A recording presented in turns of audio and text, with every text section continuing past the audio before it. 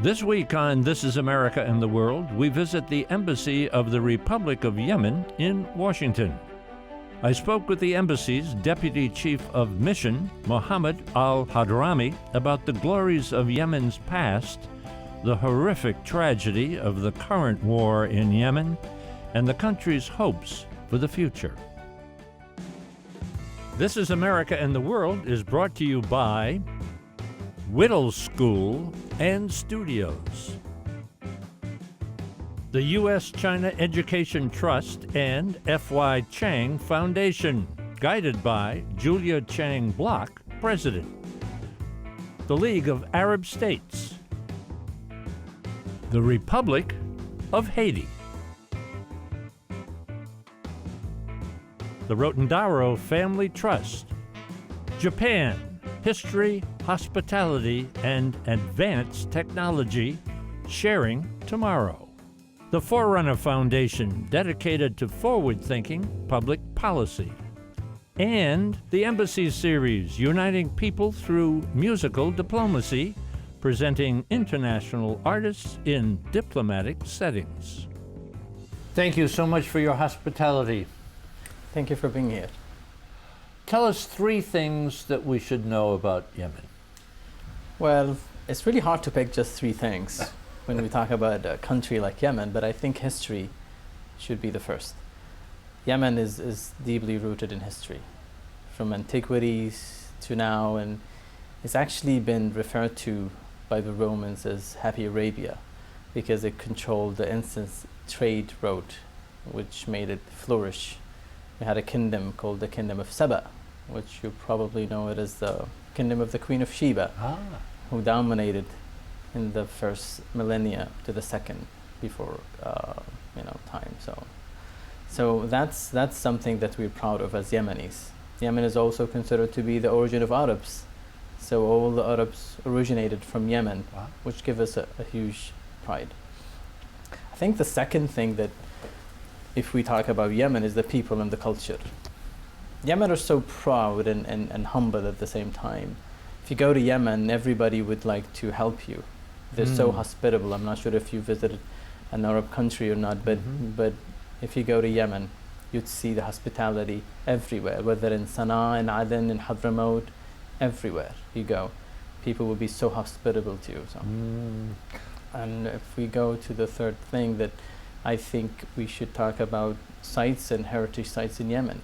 We have rich history, and we have actually 4 sites that has been designated by UNESCO as the World Heritage Sites. One of them is Sana'a, which is my hometown. It's an ancient city that has been living, the people have been living there for about 2,500 years continuously until today. So it's basically a living museum. We talk about Socotra, which is an island south of Yemen. It's been isolated for millions of years. And some of the scientists actually describe Socotra as the most alien part of the world, which is interesting. They have trees, they have plants that are just indigenous to this island. We have a lot of things to offer in Yemen. And I think if we have peace, it will be really, really a great country. Just to pick up on one of the things you said, I say this, we've been to a number of Arab countries, Arab League countries. The warmth and hospitality of the Arab people cannot be denied. Thank you. Just absolutely terrific. Well, there's a lot of good news about Yemen, but unfortunately you're not going to see them in the mainstream media. Unfortunately now, we don't have many good stories from Yemen. It's a humanitarian disaster. It's been known as the worst humanitarian crisis in the world, and it's for good reasons. 75% of the population are in some kind of need or require some assistance from the UN and others, and we have millions at risk of famine. So it's tough, it's difficult, but we have hope, and that's a good news. I think without hope, we won't have anything. People come and ask us, why haven't we seen millions of refugees coming out of Yemen, like let's say Syria? And we always say, it's hope that makes them stay in Yemen for now. It's a tipping point. I'm not sure when are we going to reach there. I hope we're not going to reach there. But now people stay and they have hope that through the peace talks, the UN-led peace process, that eventually we're going to bring this war to end. And hopefully that would happen soon. You've put on the table the war in Yemen and the tremendous devastation, civilian death, civilian injury as well, health care, famine, starvation. It's difficult to imagine that people do have this hope that you talk about. I mean, without hope, you can't live. People in Yemen have hope, so it's trouble what is happening in Yemen. But it's important to put it out there that what you see in the media now is not the full story. What is the full story? People here, I think, if you read the media, think of Yemen that it's a crisis that started in March 2015 between a rich, powerful country called Saudi Arabia and a poor nation called Yemen. And that since that March 26, 2015, the war started and everything just went downhill. I think that's not the full story. The full story is we had, as part of the Arab Spring in 2011, some movement. People just took to the streets, their grievances against a 33-rule dictatorship in Yemen, which was the ex-president Saleh. After we finished, we were almost going to the same direction as Syria in 2011. It didn't budge. With the help of our neighbors, including in particular Saudi Arabia, we managed to have this transitional period that started back then. Everybody agreed to it. People sit on the tables, including the Houthis and others. We managed to have a new government, a new elected president, a national dialogue conference that encompassed everyone. Everyone was included in that dialogue almost. And then we had a draft constitution that would have transformed Yemen into a federal democratic state. But then one party, or actually two, decided that they're not going to go this road. And those are the Houthis, because they knew that they could get by force what they could not get by elections. So they staged a coup. That was in 2014. The president fled to Aden after things went wild with the Houthis. We tried to sign an agreement with them, which we did, co-sponsored by the US and 18 countries and supported by the international community, and they reneged. So we had to call for help from the Arab coalition, and then they intervened. And then the story that you see in the news started. So, Who are the Houthis? Well, the Houthis, and that's also a very good question, because some call them a tribe, some call them, indigenous population in Yemen, which is not accurate. It's not true. The Houthis are ideological military movement that started in the highlands in Sada. They came, they're part of Yemen, they're Yemenis. No matter how radical their ideas are, if they just had gone through the ballots and through the democratic system, we would have accepted them. But they wanted to get what they want through force, and that was a problem. So in 2014, they staged a coup, and in 2015, they had this declaration that ousted the president and the government. So is there a central government now? Yes, I mean, we are, since 2015, with the help of the Arab coalition. What happened in 2015? In 2015, depends on where you talk about 2015. I mean, the Houthis in February 6th declared this constitutional declaration. They abolished the parliament. They put the government and President Hadi under house arrest. So they overthrew the government, huh? Yes, in Sana'a. And after that, President Hadi managed to move to Aden, rescind his resignation, and then called for help from the coalition after the Houthis has chased him back to Aden to invade the south. So right now, is there a government in the capital city? The capital city. Yes, I'm going to get there. So in 2015, the Houthis were in Aden actually. So after the Arab coalition had intervened, now the Houthis don't control more than 20% of Yemen in the north. The government is in control of 80%, including Aden. And the government now is in Aden, is in Marib, is in Mukalla. Our new prime minister is in Aden and functioning with the government. So we do have a government in Aden. And our hope was in the National Dialogue Conference that we would actually take this centralized government and make it into 6 regions as a federal state, because we tried centralization and it didn't work. So now we're trying to finish this war and go back to the transitional period so we could finish it up, adopt a constitution, and live in the new Yemen. Are the Houthis on board with that? Well, it's hard to say. I don't think so. The Houthis are trying to maneuver ever since we started the peace rounds. I mean, we participated in 3 peace talks until now. What's their goal? I think you should ask them that question.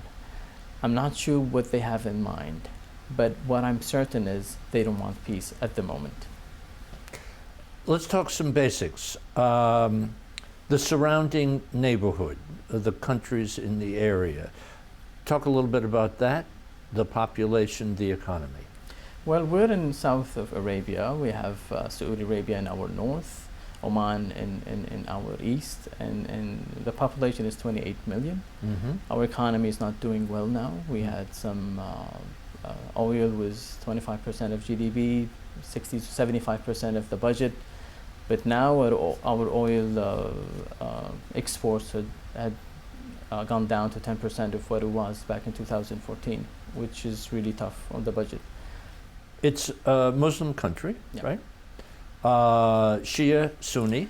Yeah, and this is another issue. People look at Yemen and say, well, this is a sectarian war between Shia and Sunni. That's my question. Yeah, it's also misleading. In Yemen, we don't have Shia and Sunni as the sense, let's say, in Lebanon or in Iraq or in Syria or in any other country. We have what we call Zaydis and we have Shafi'is. Zaydi is a Shia sect, but it's really so close to the Sunni, and Shafi'i is a Sunni sect that is so close to the Shi'i. So we stay together, we pray together, we intermarry. We don't have the sectarian divide that divides the Yemeni society. And that's what it is, yeah. So it's not a war of these two No. sects. I'm going to get to that. It is not, but it's affected by the rivalry in the region. Yes. So the conflict in Yemen didn't start because of the rivalry, let's say, of Saudi Arabia and Iran, or because of any other regional conflict. It was exacerbated by it maybe, but it didn't start. It's something that within Yemenis, which is the Houthis, contributed to. They wanted to probably go back to what had happened, or to the glory days in their mind and before 1962, when the Imamates who were overthrown were controlling Yemen, which is the kingdom in the north. But let me ask you this question so the viewers can keep track. Who's fighting who? In Yemen, Mm-hmm. well, now we have the Houthis on one side Mm-hmm. and everybody else on the other. Simple as that. Simple as that. Yes. You say it's not a Muslim war. It's not a sectarian war. It's not Shia-Sunni war. It's just a power, struggle for power, and the Houthis wanted to control. They're trying to use the sectarian card, if you will, Yes, in their yes, advantage. Yes. Because as they were invading, let's say, down to Aden, they were calling everybody as Dawa'ish, and Dawa'ish means those who were following ISIS or Al-Qaeda, Okay. just to give them some, impetus and to go down there. So where do Al-Qaeda, now Al-Qaeda of the Arabian Peninsula, Yeah. and ISIS, Islamic State, where do they fit into the picture? Well, Al-Qaeda is the second group that has actually benefited from the war because of the vacuum that happened after the coup. For 1 year, they control a major city in Yemen, which is Al-Mukalla. It's like a port city from 2015 until 2016. However, Al-Qaeda now is also using the sectarian card because what they're doing is, as they wanted to expand in Yemen and have some other sympathizers, they're calling themselves as the defenders of the Sunnis in some areas because of the Shi'i Houthis are coming. So you see how the sectarian war plays into the narratives of both the Houthis and Al-Qaeda. Okay, and then is there Islamic State there as well? It is. It's not as probably influence as Al-Qaeda. It started there from 2014, but I don't think it's as influenced or as influencing as Al-Qaeda in there. So here's a huge question. Is Al-Qaeda using Yemen as a home base? Well, Al-Qaeda's, I mean, with Al-Qaeda question or terrorism, I mean, Yemen has been suffering from terrorism for so long. We had something in '98, U.S. score was in 2000, 2001. Then they start the partnership with the United States. They get Al Qaeda out, but then it's been changing every time, changing their narratives, changing their tactics. It's not just basically trying to de-radicalize populations to get their support. They thrive in chaos. They thrive in if the government is there and that's not in control. If you find a place where government institutions is not there, Al-Qaeda thrives in Yemen. So for us to get Al-Qaeda out of Yemen or to control them, we had to reinstate the state's institutions in all the country. Okay, a couple of questions here. The relationship between Yemen and Saudi Arabia over a long period of time has been very good. Yes.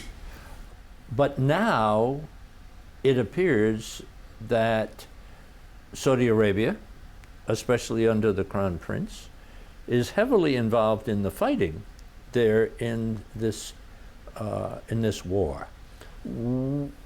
What's that all about? How do we understand that? Well, the thing is, Saudi Arabia is our neighbor. I mean, they've been supporting us for so long.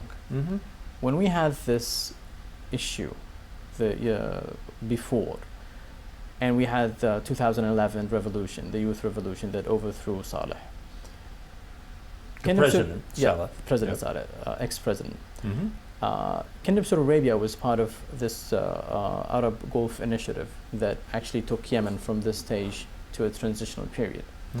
So when we talk about Saudi Arabia now, after 2015, when the Houthis orchestrated the coup with the help of Saleh, before they killed him back in 2017, we called for help. President Hadi, according to international law, called help and asked for President help. Hadi succeeded President Saleh. Yes, yes, as per the GCC initiative, and it was actually elected in 2012 by a popular vote. So he called for help for our neighbors, and they came to help us, and that was the intervention in 2015. Is Saudi Arabia too involved right now, and is something playing out where we have the Sunni Shia card being played, and you're kind of saying that's really not what's going on, but now is it Saudi Arabia versus Iran in the area, with Yemen the battleground? Well, Iran has been supporting the Houthis for so long. We know this. They deny that, so... They do, but I mean, they're the only ones who are denying this. Even the Houthis have actually said to the previous UN envoy that Iran is supporting them. We had evidence everywhere. In 2013, we had 2 ships full of weapons intercepted by the Yemeni authorities, sent to Iran.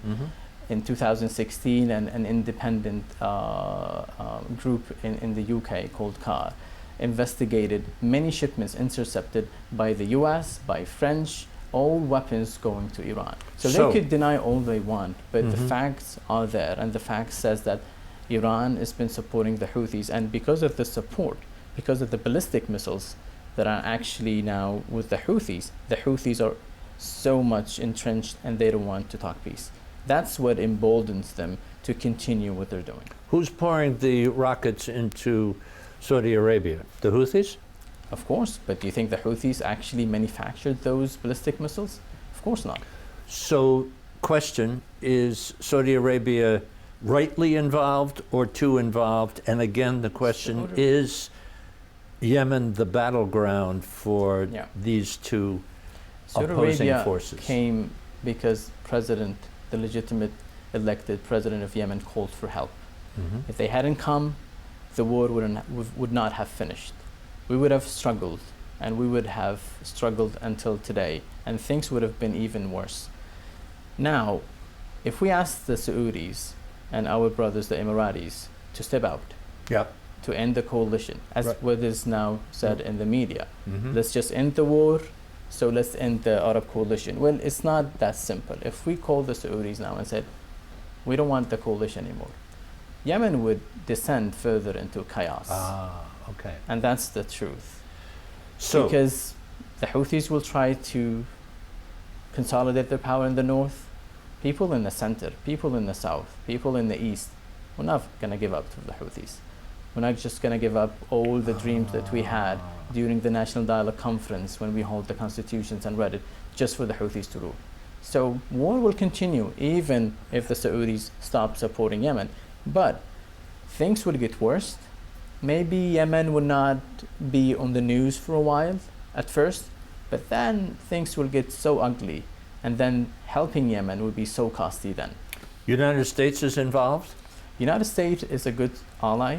It supports the coalition. It supports the elected government, the recognized government by Yemen, and we value the support. And I believe their strong stance against Iran is sending very good signals, not just to Iran, but also to the Houthis, that the only path to peace is through negotiations. And no matter what you do, you're not going to be recognized as a legitimate power in Yemen down the road. These signals are really, really important in Yemen. So when the US is really tough on Iran, when the US is really tough on the Houthis, I think it would help us get this done when we sit probably, hopefully next month at the negotiation table.